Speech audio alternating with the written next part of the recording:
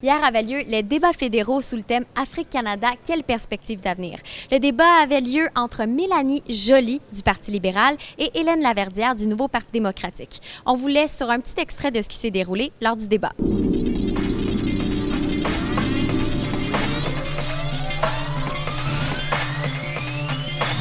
Alors nous, au Parti libéral, on est convaincus que le Canada doit reprendre sa place en Afrique, autant au niveau de la coopération internationale, mais de la gestion des crises humanitaires et aussi pour développer tout le potentiel que l'Afrique représente, autant pour les Africains, pour, dans le fond, la population des 54 pays. Les échanges économiques, commerciaux, les investissements, mais aussi se réinvestir de façon diplomatique, que le Canada soit présent plus, en fait, retrouve sa présence et l'améliore en termes de coopération pour le développement, c'est aussi absolument essentiel pour la suite des choses.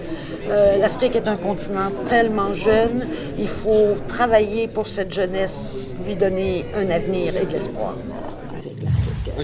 Votre chef, madame, a dit dans des grandes conférences qu'il a faites sur les relations internationales, sur l'aide publique au développement, qu'un gouvernement du Nouveau Parti démocratique ferait apparaître à nouveau les trois dimensions de la relation avec le monde et la relation avec l'Afrique.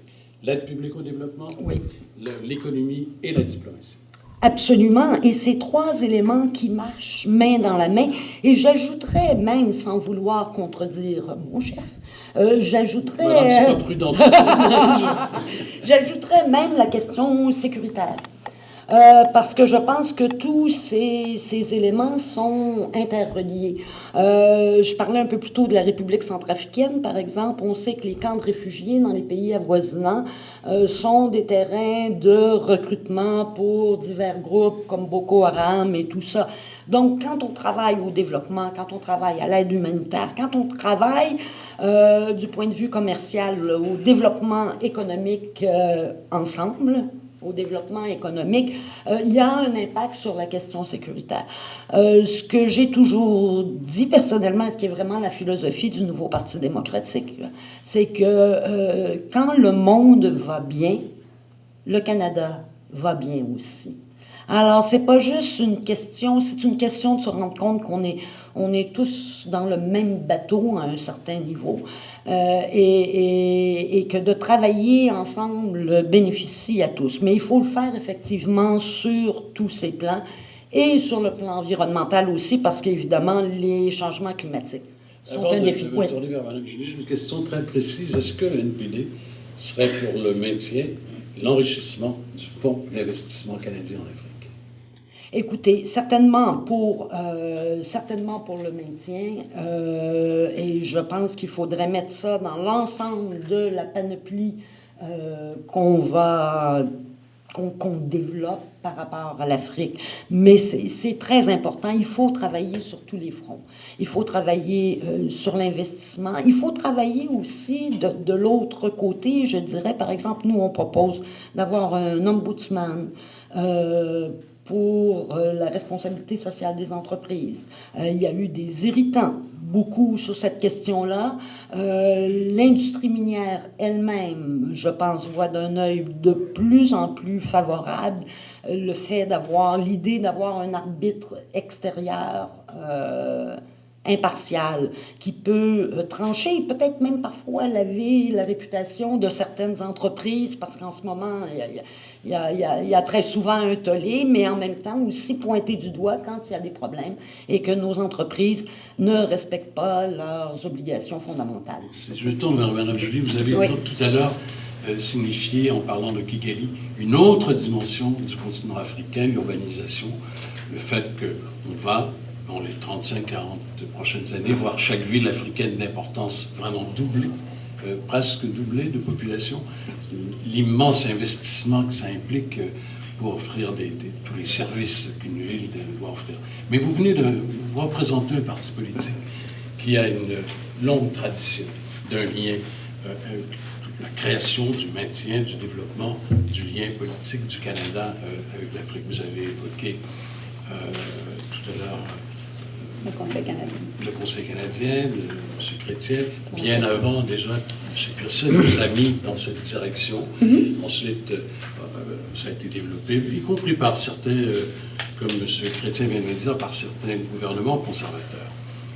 Aujourd'hui, comment on recrée? Comment vous dites, on a reculé, comment on reprend l'initiative et dans quel domaine en particulier?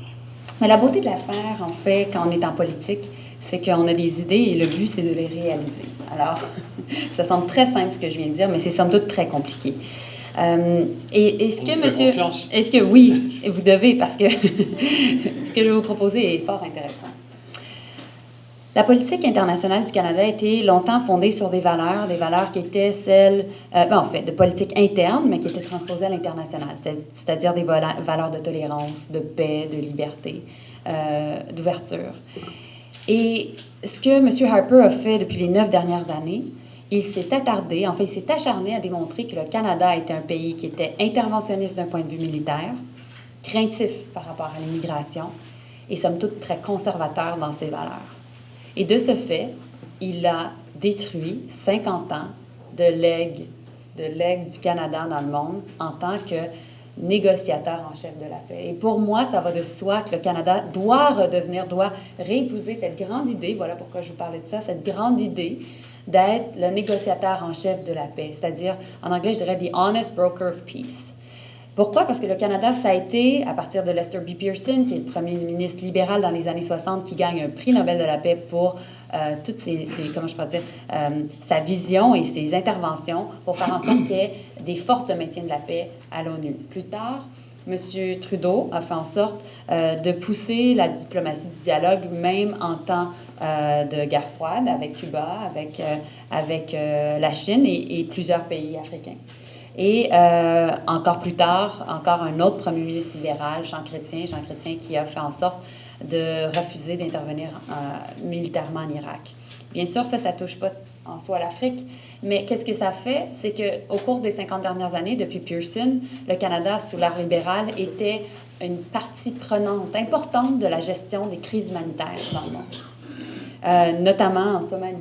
Et non seulement ça, ce qui est arrivé, c'est qu'il y avait une forte croyance au Canada que nous avions tout intérêt à nous investir dans les organisations internationales multilatérales. Mais le jour sombre de la politique étrangère est arrivé le 12 octobre 2010. Qu'est-ce qui est arrivé ce jour-là? C'est que le Canada a perdu son siège au Conseil de sécurité de l'ONU. Pourquoi? Parce que ça faisait à ce moment quelques années que M. Harper était au pouvoir et qu'il y avait un désinvestissement du Canada par rapport justement à la politique étrangère, surtout en fait aux organisations internationales. Et toute cette vision-là que M. Harper avait s'est transposée concrètement en Afrique. Peu à peu, il y a eu un désinvestissement, c'est-à-dire qu'on a Mme Laverdière, désolée, on a parlé. Il y a eu des fermetures d'ambassades, il y a eu de la réduction du personnel au Cameroun, en Zambie. Au Sénégal, en fait, il y a eu une concentration, toutes les demandes de visas, que ce soit des visas d'investisseurs ou des visas de touristes, pour toute l'Afrique de l'Est et pour l'Afrique de l'Ouest et l'Afrique centrale, est concentrée, dans le fond, au Sénégal. Alors, quand on sait les problèmes de communication, de transport pour se rendre sur place, ça fait en sorte que c'est extrêmement compliqué d'obtenir son visa pour venir au Canada. Et donc, au même moment où le Canada s'est désinvesti de l'Afrique et a mis ses ressources davantage vers l'Amérique du Sud, il y avait le Brésil. Et Mme Laverdière en a parlé tantôt, le Brésil qui, lui, s'est réengagé en Afrique. Alors, non seulement on s'est désinvesti d'une façon politique, d'une façon diplomatique, mais on s'est désinvesti de matière économique.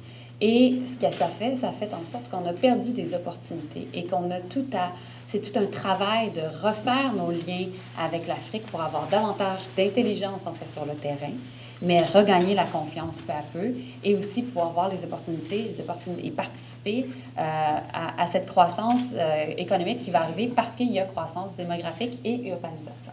Je vais vous poser une question d'ensemble à nouveau. vous venez de parler des visas. Les Africains qui écoutent cette émission aujourd'hui, les jeunes, les étudiants, les hommes, les femmes d'affaires, les gens qui veulent partir d'Afrique pour venir au Canada, peu importe les motifs, vous l'avez mentionné, c'est de plus en plus complexe, c'est de plus en plus coûteux, les règles sont de plus en plus contraignantes, et dans des manifestations comme ce forum, mais beaucoup d'autres, dans toutes sortes de contextes à travers le Canada, toutes les fois, il y a quelqu'un qui se lève et qui dit « Je veux saluer les 20%, les 25% des invités africains qui ne sont pas là parce qu'ils n'ont pas eu de visa. » Est-ce qu'on fait juste dire ça dans une phrase? Il y a des problèmes aussi. Le Parti libéral formant le gouvernement, la même question pour vous, madame. Le NPD formant le gouvernement va regarder d'une autre manière cette affaire-là. Les gens qui partent du Sénégal, et je prends l'ancien président de la Banque africaine, d'origine sénégalaise, à témoin, obtiennent assez aisément des visas de 10 ans aux États-Unis. Et au Canada, on dit non pour 6 jours, invoquant la sécurité dans toutes sortes de cas. Est-ce que c'est un dossier, parce que c'est très joli de vouloir reprendre et tout ça, mais si les gens ne peuvent pas circuler, ne peuvent pas venir, il n'y aura pas de relation. Oui, exactement. Et donc, voilà pourquoi, justement, toute la question des demandeurs, autant des réfugiés que des demandes de visa de façon générale, va être révisée par un gouvernement libéral. Et nous en sommes très conscients, que ce soit juste... Attendons 30 secondes pour les visas. Parlons seulement des demandeurs d'asile. Monsieur Harper a fait en sorte de commencer par de demander des visas peu à peu pour les Mexicains au Mexique, en Hongrie. On le voit avec la crise des réfugiés présentement, des réfugiés syriens.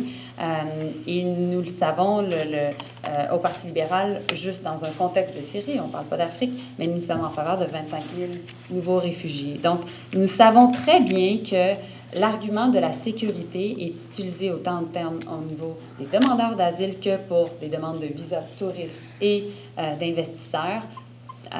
Comment je peux dire, à maintes reprises par le gouvernement Harper, c'est toujours la sécurité qui fait en sorte de fermer les portes d'accès au Canada. Et c'est justement cette vision-là qui doit être changée, et cette peur-là, cette peur de l'autre-là, qui est nécessairement intégrée dans une vision conservatrice du pays, qui doit être modifiée. J'espère que le 19 octobre prochain, ça sera le cas. Madame Laverdière, les visas. Oui, avant d'aborder la question des visas, j'aimerais revenir sur un point qui a été soulevé un peu plus tôt. C'est sûr que oui, il faut raviver nos relations diplomatiques. Nos relations commerciales et économiques aussi, c'est très important. Mais je pense qu'il ne faut surtout pas oublier et laisser de côté la coopération pour le développement. Parce que la croissance économique n'amène pas automatiquement le développement. Ça n'est pas une équation simple. Ça prend aussi bonne gouvernance, éducation, renforcement des institutions publiques. C'est des points essentiels, et sans vouloir faire trop de politique, les budgets... Un peu quand même. Quand même un peu. Les budgets pour la coopération, pour le développement, ont été sabrés sous les conservateurs, mais sous les libéraux également. Nous, ce qu'on propose, c'est d'arriver à notre engagement international, d'avoir un échéancier précis pour arriver à notre engagement international du 0,7. Alors, dont on s'éloigne depuis des années. Et ça, c'est absolument essentiel. Avant les visas, je vous laisse le soin de... Oui, c'est ça. Mais en fait, dans les circonstances, nous, ça va de soi qu'on a déjà dit qu'on allait se réimpliquer dans la gestion des crises au niveau international. Et donc, même à titre d'exemple, pour la question des réfugiés syriens, on a dit qu'on allait donner 100 millions, bien entendu, pour l'intégration des réfugiés syriens ici au Canada, mais 100 millions aussi aux Nations Unies via le Haut-Commissariat aux réfugiés. Mais cela dit, j'ai bien hâte de voir le cadre financier du nouveau Parti démocratique, parce que présentement, on parle de réinvestissement, mais on parle aussi de rééquilibre budgétaire, et nécessairement, il faut avoir une cohérence entre les deux discours. Vous avez eu votre droit de réplique. Oui, Parlez-nous voilà. des visas. Alors, je vais juste dire que c'est une question de choix, et faire la distinction entre la gestion d'une crise ponctuelle et la coopération pour le développement qui est quelque chose à long terme sur le terrain qui doit durer parfois des générations avant qu'on en voit les fruits. Pour ce qui est des visas, effectivement, c'est un problème. C'est un problème qui n'est pas limité à l'Afrique. Bon, effectivement, nos amis mexicains ont protesté à plusieurs reprises de façon très véhémente sur ce dossier-là, mais je pense qu'il affecte particulièrement l'Afrique, qui est compliquée du fait qu'on a réduit notre présence diplomatique sur le terrain. Ça complique encore plus la situation. Et c'est un enjeu. Je l'ai vu moi-même quand j'étais au Sénégal, mais je le faisais pas, là, mais des gens qui venaient et qui disaient « Oh, ben, il m'est déjà arrivé de me faire couper un visa », alors que j'ai mon visa Schengen, le visa américain dans le passeport, et qu'il ne devrait pas y avoir raison. Et je suis tout à fait d'accord que c'est le système au complet qu'il faut revoir. Au niveau de l'immigration, il y a des changements à faire. Au niveau des travailleurs étrangers temporaires, il y a des changements importants à faire. Et au niveau de l'accueil des réfugiés, il faut vraiment revoir la situation de fond en comble. Pour ce qui est de la Syrie, je ferai juste un petit détail. Il ne faut pas oublier que dans les migrants qui arrivent en Europe en ce moment, ce ne sont pas que des Syriens. Il y a aussi des Afghans et il y a aussi beaucoup de personnes qui viennent d'Afrique subsaharienne. Et c'est pour ça aussi que le travail à long terme en coopération pour le développement est ici essentiel. Nous, pour cette crise actuelle, on a parlé d'anciens représentants du secrétaire général, à des experts de haut niveau, des penseurs ou des représentants comme Louise Arbour est un exemple, pour voir par rapport à la demande des Nations unies, quelle serait la part exacte qui reviendrait au Canada.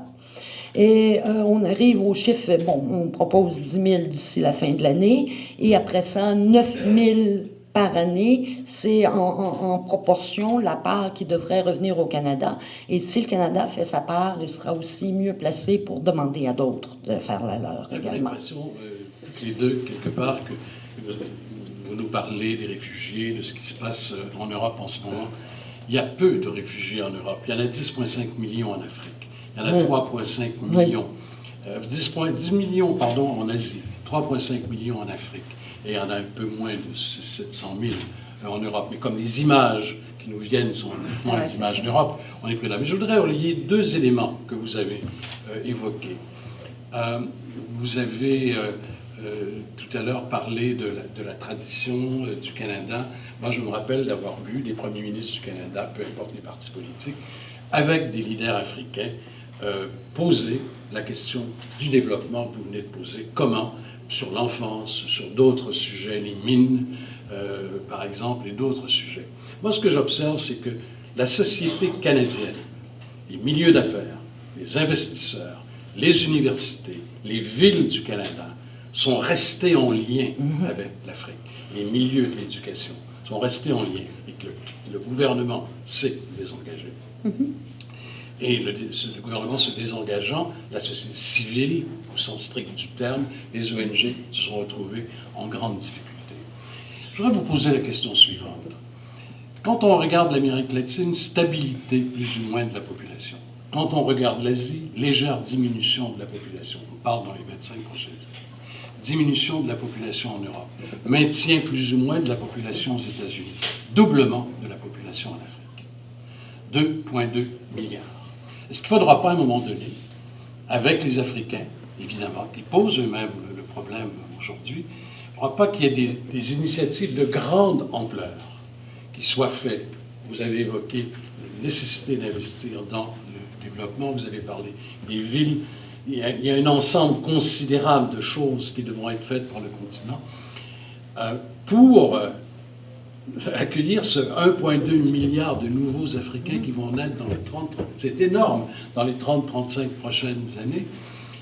Peut-être qu'on verra arriver 100 000 réfugiés par semaine s'il y a l'échec de l'Afrique. Comment le Canada peut participer d'une façon forte au succès de l'Afrique? Je vous laisse la parole. Mais en fait, moi, je pense que quand on parle de l'Afrique, et vous l'avez mentionné au départ, M. Harper a adopté vraiment une politique étrangère de façon générale, qui est très idéologique. On est beaucoup dans le mur à mur. Alors, quand on pense à l'Afrique, c'est 54 pays, vous l'avez mentionné, et c'est nécessairement 54 cultures différentes, voire même plus. Et donc, il doit avoir une approche très flexible. Flexible en termes de gestion des crises internationales, ça c'est une chose. Quand vous parlez de réfugiés à ce moment-là, c'est dans ce contexte-là. Et le Canada, on a l'expertise en matière humanitaire.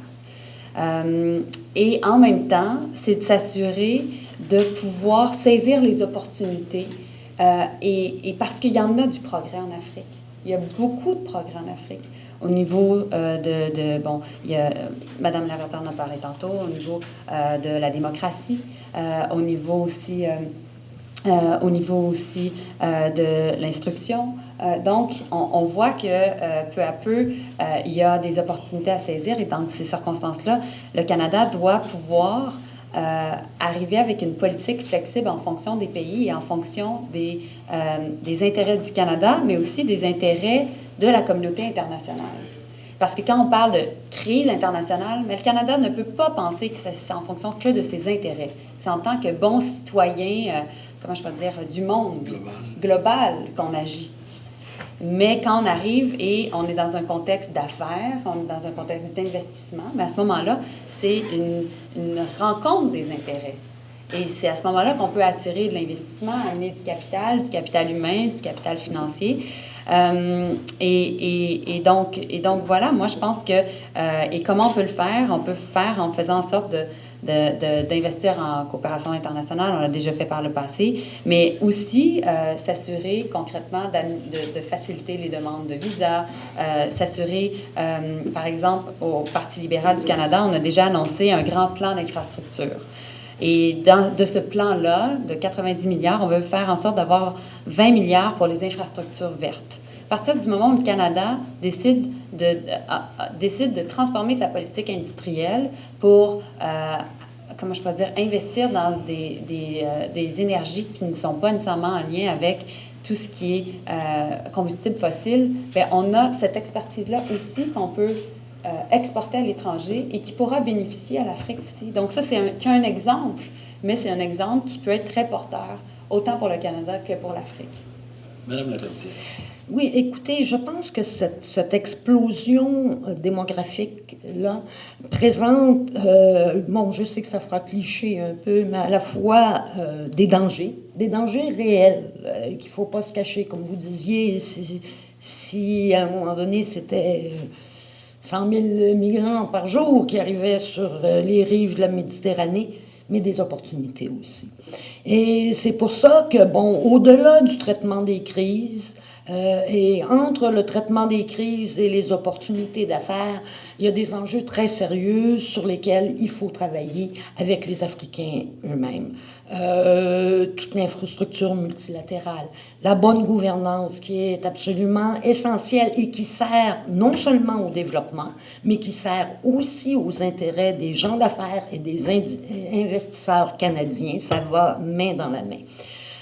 L'éducation, la jeunesse. Si je peux faire un peu de publicité, on a... J'étais pour ça un peu, madame aussi. On a émis, en mai dernier, Thomas Mulcair a présenté notre vision pour la coopération, pour le développement, qui s'intitule « Le Canada a le monde à cœur » et dans lequel on met beaucoup d'emphase, justement, sur la jeunesse, l'éducation, les droits de la personne, parce que fondement, et un respect intégral aussi des objectifs de développement durable qui vont être approuvés dans quelques jours aux Nations Unies.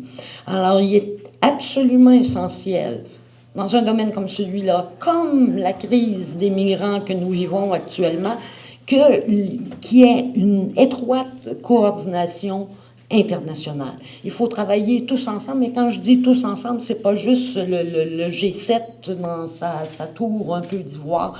Il est essentiel d'avoir une coordination internationale et de travailler notamment via nos institutions multilatérales comme les Nations Unies et tant d'autres. Très bien. On va juste passer à un autre niveau. Je vais vous poser des questions et j'attends des réponses plus rapides. Est-ce que vous êtes favorable à la présence de l'Afrique au Conseil de sécurité des Nations Unies? Moi, je crois que c'est essentiel qu'il y ait une représentation africaine au Conseil de sécurité des Nations Unies. Je ne vous demanderai pas quel pays, parce que personne ne peut répondre à ça. Ben non. L'Afrique au Conseil de sécurité, pour vous et pour vous. Mais moi, j'aimerais bien que les pays africains s'entendent pour proposer une candidature au Conseil de sécurité. Et puis là, bien entendu, le Canada, c'est quelque chose qu'on pourrait certainement regarder. Mais aussi, le Canada doit retourner au Conseil de sécurité. C'est la plus importante. C'est ce qui est fondamental.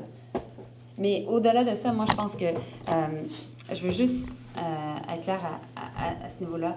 Le Parti libéral du Canada a toujours été prêt à être impliqué en Afrique et à aider, comment je peux dire, à faire sa part, que le Canada fasse sa part. Et je pense qu'en tant que bon citoyen du monde, le Parti libéral l'a démontré en tant que gouvernement libéral au cours des 50 dernières années. Et d'ailleurs, et c'était dans toutes les organisations, jusque justement l'organisation de la francophonie. Mais c'est malheureusement, il y a eu un changement de direction depuis les 9 dernières années qui a des impacts concrets et qui fait en sorte, je pense, de heurter nos relations directement avec l'Afrique. Et vous pouvez être sûr que le 19 octobre prochain, avec un gouvernement libéral, nous, on va répondre présent. Et on va prendre notre place parce qu'on a la relance, ou en fait, comment je pourrais dire, le progrès de l'Afrique va passer aussi par l'investissement de grands pays comme celui du Canada. Combien de nouvelles ambassades canadiennes en Afrique dans les 5 prochaines années et combien de bureaux de EDC en Afrique dans les 5 prochaines années? Écoutez, les bureaux de EDC, j'aime bien, mais j'aimerais juste souligner rapidement que les institutions multilatérales, une proximité avec un continent comme l'Afrique, n'appartient pas, c'est la tradition canadienne. Et dont on a dévié effectivement ces dernières années, malgré que, comme je l'ai souligné, par exemple, les coupures au programme de coopération pour le développement sont passées sous les libéraux et sous les conservateurs. Ceci dit, pour répondre plus directement à votre question, je pense qu'il va falloir s'asseoir et faire une analyse détaillée de la question. Mais je pense que ce qu'il faut, c'est une volonté politique qu'on a, nous, de renouer les liens, dans le respect aussi. Et ça, c'est absolument essentiel. Que ça ne vienne pas juste de nos intérêts commerciaux à court terme qui nous dictent où on va être et où on va travailler, mais comprendre que les enjeux sont plus larges et qu'il faut travailler ensemble à trouver des solutions. Et j'aimerais juste souligner en passant, au cas où la question ne reviendrait pas, qu'il y a toujours l'enjeu aussi des changements climatiques qui va affecter plusieurs pays, mais notamment l'Afrique. Et que moi, un des moments où j'ai été particulièrement gênée par la politique actuelle du gouvernement canadien, c'est quand le Canada s'est retiré de la Convention sur la désertification, pour des raisons dites budgétaires, en tout cas.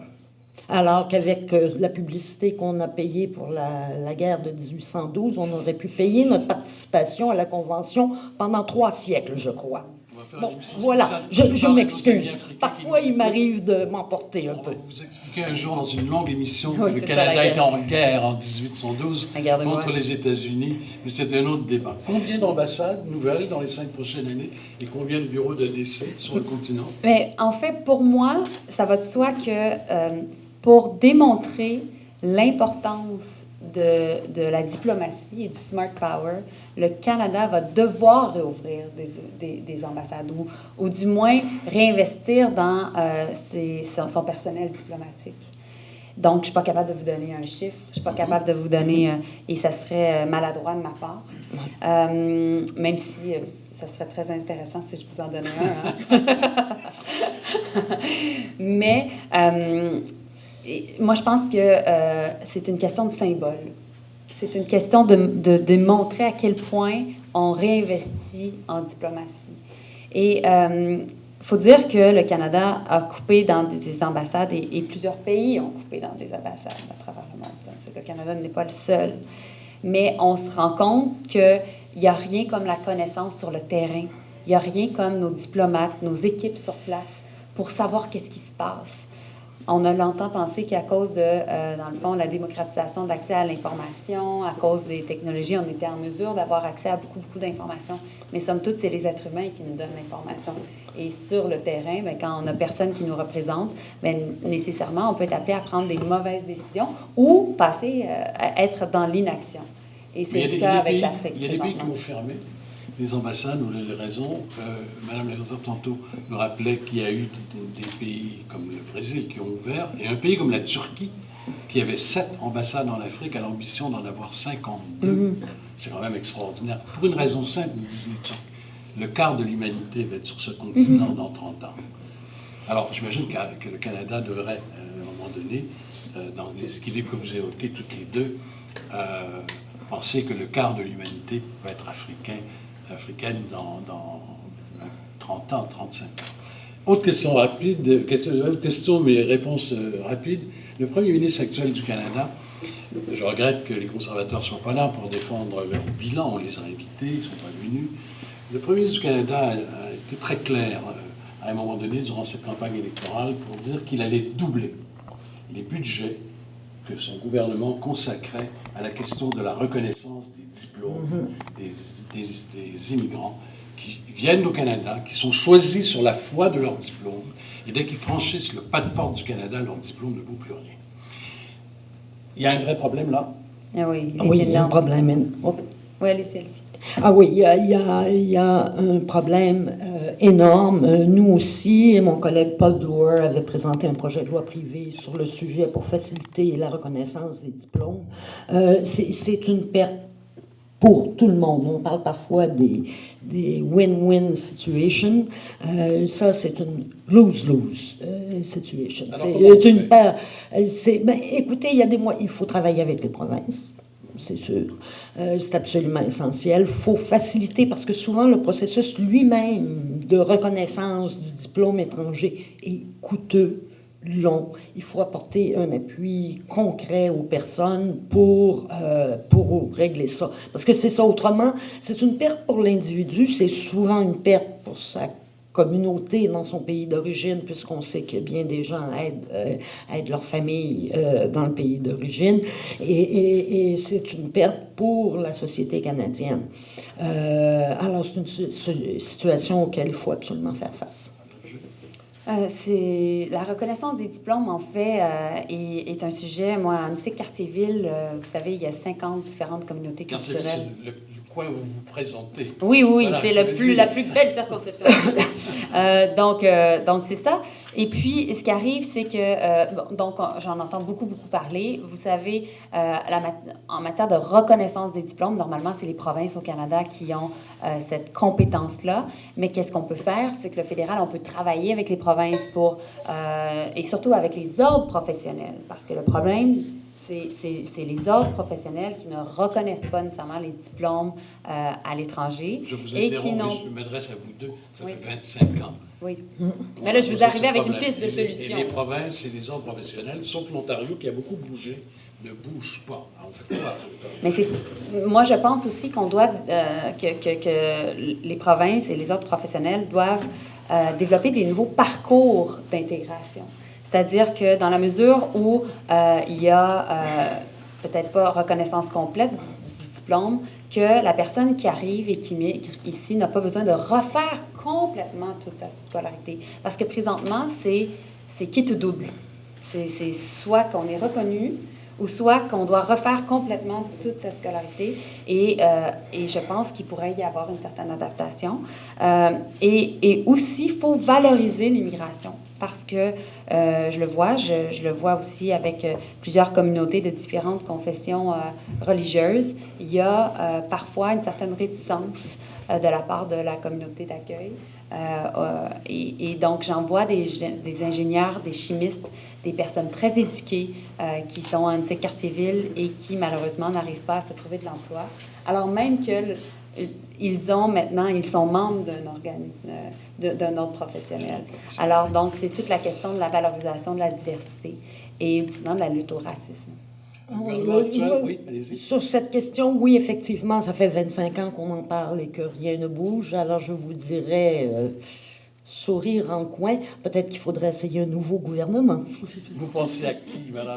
Ah, je connais un parti qui a travaillé très fort sur ce dossier qui s'appelle le NPD. Voilà. Il faut une nouvelle génération de politiciens. Moi, je vous Et donc, dirais- voilà pourquoi il faut un gouvernement Trudeau. Moi, je vous dirais, on attend de vous deux un engagement ferme. Si vous formez le gouvernement sur cette question, madame dans l'opposition va vous appuyer. Si vous formez le gouvernement, madame dans l'opposition va vous appuyer sur cette question. Autre question sur laquelle j'aimerais avoir une réponse rapide. Est-ce que le gouvernement du Canada doit recréer une agence de développement international, une ACDI, ou non? Écoutez, on peut toujours redonner le nom. Je pense qu'il y a du travail qui a été fait dans des conditions extrêmement pénibles, parce que ça a été annoncé comme ça, comme sorti, comme un lapin du chapeau, sans vraiment consultation préalable, discussion préalable. Il y a des efforts qui ont été faits pour intégrer les diverses parties du ministère, mais le problème fondamental, ce n'est pas la structure. C'est le mandat qu'on donne à un ministre de la coopération internationale. C'est le respect de la loi sur la responsabilité en matière d'aide étrangère, c'est-à-dire que l'aide à la coopération, la coopération soit axée sur les plus pauvres en prenant en compte leurs besoins, leurs points de vue et avec dans le plein respect des droits de la personne et j'ajouterais de l'environnement. Donc, c'est le mandat qui est accordé au ministre, c'est la force, la volonté politique de ne pas mettre un dossier sous les autres, de bien vouloir coordonner, je pense que c'est essentiel, je dirais même immigration à un certain niveau, immigration, développement, affaires étrangères, donc c'est pas la structure. À l'époque, excusez-moi encore l'expression anglaise, je disais « to merge or not to merge ». This is not the question. Alors, c'est pas ça. Bon, c'est dommage qu'on ait perdu le nom de l'ACDI, qui était reconnu. Mais il y a d'autres pays qui réussissent à avoir des structures intégrées, harmonisées et transparentes, en ayant encore un nom là, flambeau ou drapeau. Oui. Vous savez, au même moment où M. Harper a coupé dans l'ACDI, il s'est assuré de nommer un ministre en charge du développement économique international. Donc, vous voyez que c'était vraiment une autre vision complète de la politique étrangère. Donc, en nommant un ministre vraiment chargé que de faire des ententes, des accords de libre-échange avec différents pays et de pousser au maximum, dans le fond, la politique étrangère, mais d'un point de vue économique, on a délaissé sur tout ce qui était coopération internationale. Et moi, je pense que la politique est aussi question de symbole. J'en ai parlé tantôt avec la réouverture de certaines ambassades, mais ça doit s'inscrire dans une vision de dire, bon, le Canada, on se réimplique, je l'ai dit tantôt, dans la gestion des crises internationales. On agit en tant que bons citoyens du monde, on est négociateur en chef de la paix. Toute cette vision-là s'inscrit dans des politiques publiques et donc, justement, le fait d'avoir une agence de la sorte, ce serait certainement quelque chose qu'on pourrait regarder, mais ça va être toute le rôle du Canada dans le monde et comment on aborde ce rôle-là qu'il va falloir qu'il soit, réfléchi et complètement modifié, à mon avis.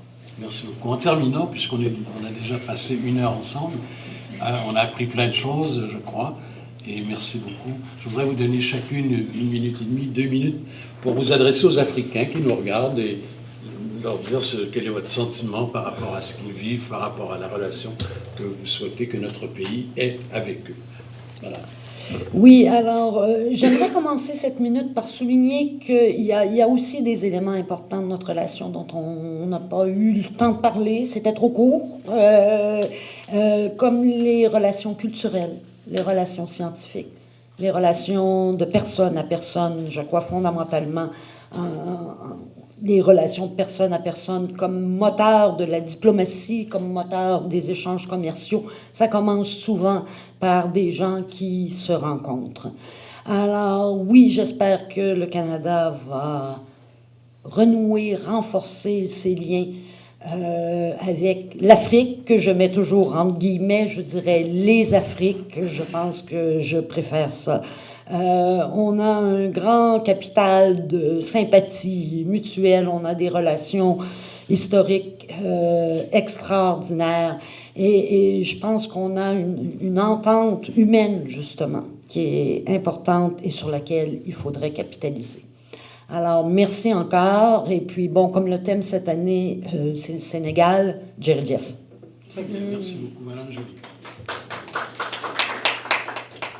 Mais à tous, en fait, les Africains qui nous écoutent, je vous ai parlé un petit peu plus tôt des grandes valeurs qui étaient les valeurs canadiennes, qui étaient celles de la tolérance, de la paix, de la liberté, de l'ouverture. Et puis, en tant que politicienne qui croit dans l'impact que la politique peut avoir de façon un impact positif sur la vie des gens, un impact concret, ben, j'aimerais vous dire que justement ces valeurs-là, on va pouvoir les transposer à l'international pour s'assurer à terme que le Canada puisse jouer dans vos pays, dans vos villes, dans vos maisons, un impact positif. Et donc, dans ces circonstances-là, ça va de soi que le Parti libéral du Canada, pour nous, on voit notre relation avec l'Afrique de façon très positive. Mais pas seulement avec l'Afrique, pas seulement avec ses dignitaires, mais aussi avec toutes les populations, avec vos maris, vos femmes, vos enfants, vos cousins, vos cousines. Et nous sommes conscients aussi que nous avons plusieurs Africains ici au Canada qui peuvent participer à développer des liens et qui peuvent aussi s'assurer de faire du rapatriement familial, s'assurer aussi d'obtenir, qu'on puisse s'assurer d'avoir des visas plus faciles pour venir voir la famille ou même voir investir. Et vous savez, au Forum africain en 2013, en fait, le président du Nigeria, Obasanjo, a dit il y a à peine 2 ans à cette tribune qu'en Afrique, il y avait de la place pour tout le monde. Alors, moi, je suis là pour vous dire que le 19 octobre prochain, dans la mesure où il y a un gouvernement libéral, le Canada va prendre sa place. Merci. Il reste à remercier ceux qui sont venus nous écouter, ceux qui nous verront, et souhaiter à Mme Laverdière, candidate du nouveau Parti démocratique, et à Mme Joly, candidate du Parti libéral du Canada, la meilleure des chances. Cette rencontre précédait l'ouverture officielle du Forum Africa 2015, qui est la grande tribune des relations canado-africaines dans ce pays. Merci beaucoup.